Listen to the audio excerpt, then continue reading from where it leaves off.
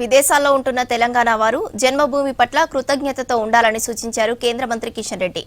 రంగారెడ్డి జిల్లా గండిపేటలో global Telangana association కార్యక్రమంలో కేంద్ర మంత్రి కిషన్ రెడ్డి, మంత్రి వివేక్ వెంకటస్వామి, చినజీయర్ స్వామి పాల్గొన్నారు. దేశం నలుమూలల నుంచి వచ్చి తెలంగాణలో వ్యాపారాలు చేస్తున్నారని తెలిపారు కిషన్ రెడ్డి. వారందరూ నగరాభివృద్ధిలో, రాష్ట్రాభివృద్ధిలో భాగస్వాములు అవుతున్నారని అన్నారు. ఈ ప్రోగ్రాంలో వివిధ రంగాల ప్రముఖులతో పాటు 30 దేశాలకు చెందిన 8,000కు పైగా డెలిగేట్స్ పాల్గొన్నారు. వివిధ దేశాలలో స్థిరపడినటువంటి వాళ్ళు కావచ్చు, లేక విద్యావంతులు, మేధావులు, పాలసీ మేకర్స్ కావచ్చు, కళాకారులు కానీ, యూత్ లీడర్స్ కానీ, గ్లోబల్ అచీవర్స్ కానీ అందరిని కూడా మరి ఈ వేదిక మీద ద్వారా ఐక్యత తీసుకురావాలి. వాళ్ళ సేవలు కూడా మన తెలంగాణ అభివృద్ధికి ఉపయోగపడాలి. మన తెలంగాణ యొక్క గొప్పతనాన్ని, తెలంగాణ యొక్క మరి ప్రాచుర్యాన్ని ప్రపంచానికి తెలియజేయాలనేటువంటి ప్రయత్నంలో భాగంగా గ్లోబల్ తెలంగాణ అసోసియేషన్ పేరు మీద మరి ఈ సంస్థ ఏర్పాటు చేయడము, ఈ సంస్థ ద్వారా మరి అనేక సామాజిక కార్యక్రమాలు చేపట్టాలనేటువంటి ఆలోచన చేయడము ఈ యొక్క ప్రస్తుత పరిస్థితుల్లో చాలా అవసరం అని చెప్పి కూడా నేను భావిస్తా ఉన్నాను. మన జన్మభూమి కంటే అది స్వర్గమైనా ఇంకేదైనా మన జన్మభూమి మనకు స్వర్గం అని చెప్పి శ్రీరామచంద్రుడు అంటారు.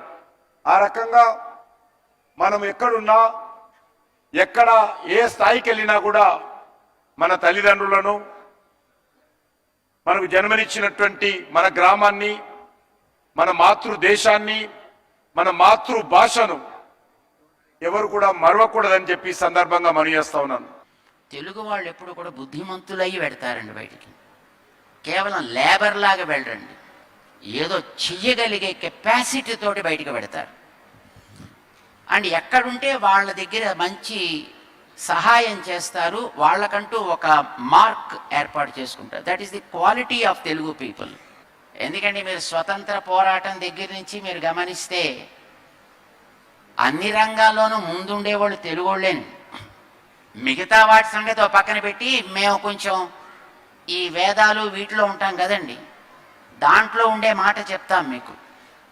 వేదాలకి సంబంధించినటువంటి గ్రంథాలు, వేదాంతానికి సంబంధించినటువంటి గ్రంథాలు ఇప్పటికీ unprinted works are available only in Telugu script. ప్రపంచంలో you'll be surprise to understand. ఒకసారి మేము పంజాబ్లో ఒక పాదయాత్ర చేసామండి, 89. అప్పటికి ఇంకా it was a burning bed with terrorism. ఆ యాత్రలో ఒక భాగంగా ఒక ప్లేస్కి వెళ్ళామండి, దాని పేరు Hoshiarpur. There is a very big library which is preserving the Vedic scriptures and we visited that place. There were approximately 35,000 books available there by the time.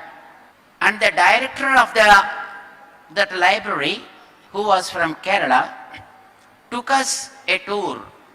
అన్నీ అక్కడ లోపల ఉండేటటువంటి పుస్తకాలు మేము చూసామండి. Believe me, 60% of the books are in Telugu script.